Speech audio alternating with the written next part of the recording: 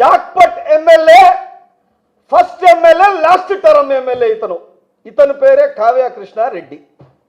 అపరిచిత్రులాగా అయిపోతున్నాడు. అపరిచిత్రుడు ఎందుకంటే నువ్వు బ్రహ్మానందంవి, నువ్వు నిప్పు కాదు రాజా, బ్రహ్మానందవి. నువ్వు నీ బిడ్డల మీద సాక్షిగా ప్రమాణం చేసి చెప్పు, జగన్ అన్న ముఖ్యమంత్రిగా ఉండేటప్పుడు నువ్వు మన ప్రభుత్వంలో కాంట్రాక్ట్లు తీసుకొని బాగుపడలేదా?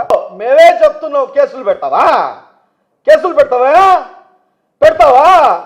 తెలుగుదేశం పార్టీ వాళ్ళు అనుకుంటున్నావా దాక్కోడానికే? వైఎస్ఆర్ కాంగ్రెస్ పార్టీ ఇది, జగన్మోహన్ రెడ్డి గారి సైన్యం ఇది, గుర్తు పెట్టుకో. ఇంకో మాట పెట్టు, టోల్ ప్లాజా కాదు కదా, నీ ఇంటికి వచ్చి హ్యాపీ బర్త్డే చెప్పిపోతావు. కాదు, అది సంస్కారం కాదు, అది సంస్కారం కాదు, అది గుర్తు పెట్టుకో. మా నాయకుడు జగన్మోహన్ రెడ్డి గారు, మా జిల్లా అధ్యక్షుడు, మా ఎమ్మెల్సీ శాసన మండలి సభ్యులు మా అనిల్ కుమార్ యాదవ్ గారు, ప్రతి ఒక్కరూ మాకు నేర్పించింది ఒకటే, క్యారెక్టర్లెస్ గా మనం. నువ్వు బీట్రూట్ కి ఎక్కువ, క్యారెట్ కి తక్కువనే చెప్పలేవా? ఏమనుకుంటున్నావు? ఇది మంచి సంస్కారం కాదు. మెంబర్ ఆఫ్ లెజిస్లేటివ్ అయ్యావు నువ్వు, జాక్పట్ ఓట్ చోరీ చేసి, దానికే నువ్వు కంటిన్యూ చేయి. అంతేగాని నీ ఇష్టానుసారంగా నేను ప్రెస్ మీట్లో ఏమైనా మాట్లాడతా, నేను ఎమ్మెల్యేని అంటే భీక్కు ఫకీర్కి తొందర అంటాం మనం. ఏంది? నవ్వే ఫకీర్కు భీక్కి జల్దీ అంటాం. అంటే అడుక్కునే వాళ్ళకి ఇది ఎక్కువ. మహాత్మా గాంధీ గారు కూడా ఆయన మాట తీరు కూడా చాలా నిదానంగానే ఉంటుంది. కానీ ఆయన నిదానమే బ్రిటిష్ వారి చేత మన దేశానికి స్వాతంత్రం తీసుకొచ్చింది. డాక్టర్ బిఆర్ అంబేద్కర్ గారి నడక కూడా చాలా నిదానంగానే ఉంటుంది. ఆ నిదానంలో ఉన్న వేగమే భారతదేశానికి రాజ్యాంగం తీసుకొచ్చింది. దాని సంగతి గుర్తుపెట్టుకోమని తెలియజేస్తాం. మనీ స్కామ్లో నువ్వు చేసినటువంటి అతిపెద్ద స్కాము, ప్రజల్ని నాశనం చేస్తూ ఈరోజు నువ్వు చేస్తున్న స్కామ్లన్నీ బయట పెడతానన్న ఒకే ఒక ఉద్దేశంతోనే ఈరోజు ప్రతాప్ రెడ్డి గారి మీద హత్యాయత్నం కేసు మోపామని మీకు తెలియజేస్తా ఉన్నా. ఈరోజు ఒకటే, ప్రతాప్ రెడ్డి గారు కూడా నీ అవినీతిని ప్రశ్నిస్తే బెంగళూరు వెళ్ళిపోయారంటావు. ప్రతాప్ రెడ్డి గారు నీకు సంబంధించిన ఏదైనా మాట్లాడారంటే ఆయన సిటీ విచారణ జరపమని అంటావు. ఇట్లా ఎక్కడికెక్కడ డివియేషన్ పాలిటిక్స్ చేస్తూ చంద్రబాబు నాయుడు గారి తగ్గట్టుగా శిష్యుడిగా నువ్వు ఈరోజు కావల్లో పేరు పొందను, గుర్తుపెట్టుకో.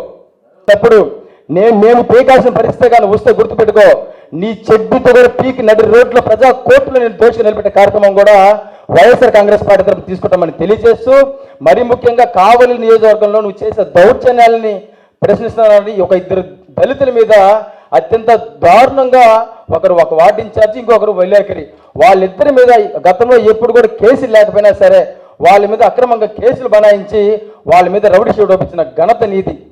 నాకు తెలిసి జిల్లాలోనే కాదు రాష్ట్రంలోనే నీలాంటి చేతగానే రాజకీయ నాయకుడిని నాకు తెలిసి ఈ కూటమి ప్రభుత్వంలో చాలా తక్కువ మంది ఉంటే, ఆ తక్కువ మంది నెల్లూరు జిల్లాలో నీలాంటి వ్యక్తి ఇక్కడ ఉండడం అనేది నెల్లూరు జిల్లా వాసిగా మా దౌర్భాగ్యం అని తెలియజేసుకుంటూ, ఖచ్చితంగా రాబోయే రోజుల్లో నీకు ఏ కార్యక్రమం చేసినా, నువ్వు ఎప్పుడు ప్రెస్ మీట్ పెట్టినా నీ నోరు నీ ఒళ్ళు అదుపులో పెట్టుగా కానీ మాట్లాడకపోతే, మా నాయకులు మాకు సంస్కారంతో ప్రెస్ మీట్లో మాట్లాడమని చెప్పారు కాబట్టి ఈ మాత్రం గౌరవమైన సరే నీ పేరు పెట్టి కావ్య కృష్ణారెడ్డి అని మాట్లాడుతూ ఉన్నా. అట్లా కాదు, నా ఇష్టం వచ్చినట్టు మాట్లాడుతా, నాకు అదే అధికార అహంకారంతో నాకు ఏది వీలైతే నేను అది మాట్లాడుతానని మాత్రం నీకు అనిపిస్తే నీకు ఖచ్చితంగా తగిన బుద్ధి చెప్పే రీతిలో కూడా వైఎస్ఆర్ కాంగ్రెస్ పార్టీ యువజన విభాగం తరఫున మేము అందరం కూడా ముందుంటాం. రాబోయే రోజుల్లో నీకు ఇంతకీ గట్టిగా కూడా ఇది చెప్పే కార్యక్రమం కూడా చేపడతాం. నువ్వు ఏదైతే మనీ స్కామ్లో 100 కోట్లకు సంబంధించిన స్కామ్లో నువ్వు దోచుకున్న డబ్బంతా కూడా ఖచ్చితంగా మా నాయకులు, మా అధినాయకులు వాళ్ళ సహకారాలతో కావలి నియోజక ప్రజలందరి చేత నిన్ను చీదరించుకునే పరిస్థితి కూడా నిన్ను నడి రోడ్డు నిలబెట్టే కార్యక్రమం కూడా యువజన విభాగం తరఫున తీసుకుంటామని తెలియజేసుకుంటూ, మరొకసారి నువ్వు మాట్లాడిన మాటలన్నింటినీ కూడా యువజన విభాగం తరఫున తీవ్రంగా ఖండిస్తామని తెలియజేస్తా ఉన్నా. మిగతా 4 సంవత్సరాల ఇన్ఛార్జు సుబ్బానాయుడు గారు ఇన్ఛార్జ్ బాధ్యతలు తీసుకొని నిలబడడం జరిగింది. ఆ రోజు యాడికి పోయారు మీరు? కావ్య కృష్ణారెడ్డి గారు అంటే జిల్లాలో ఎవడికి తెలియదు, ఆఖరి కావల్లో కూడా తెలియదు నాకు తెలిసి. మీరు ఈరోజు అక్రమంగా సంపాదించి ఆ డబ్బులో వేలం పాట పెట్టుకొని, మీరు అన్నారే లోకేష్, మా యువ నాయకుడు లోకేష్ అన్నారు కదా, ఆ నాయకుడి దగ్గర మీరు వేలం పాటకు పోయి సుబ్బానాయుడు గారు జెండా పట్టుకున్నారు కాబట్టి ఎక్కువ డబ్బులు పెట్టలేరు.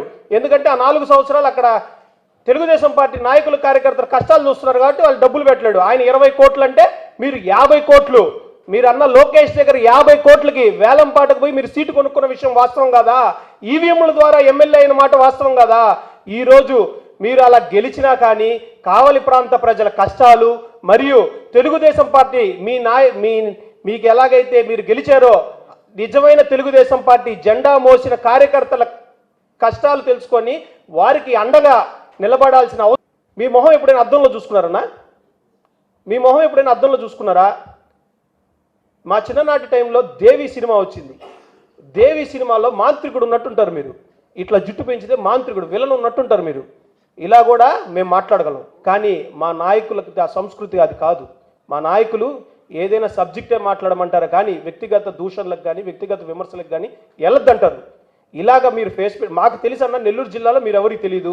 ఫస్ట్ మీకు మొట్టమొదట సీట్ వచ్చినప్పుడు కావ్యకృష్ణ గారికి సీట్ వచ్చింది అంటే మేమెవరో మహిళ గారికి ఎవరో మహిళమ్మకి వచ్చింది సీట్ అనుకున్నాం. కానీ అక్కడ చూస్తే మీరున్నారు. ఓకే, మీరు ఈవీఎంల దయ వల్ల 33,000 మెజార్టీ అన్నారు, గెలిచారు, బాగానే ఉంది. ఇంకోటి కూడా, కానీ మీరు ఇచ్చిన విజయాన్ని ప్రజల కోసం ఉపయోగించారు.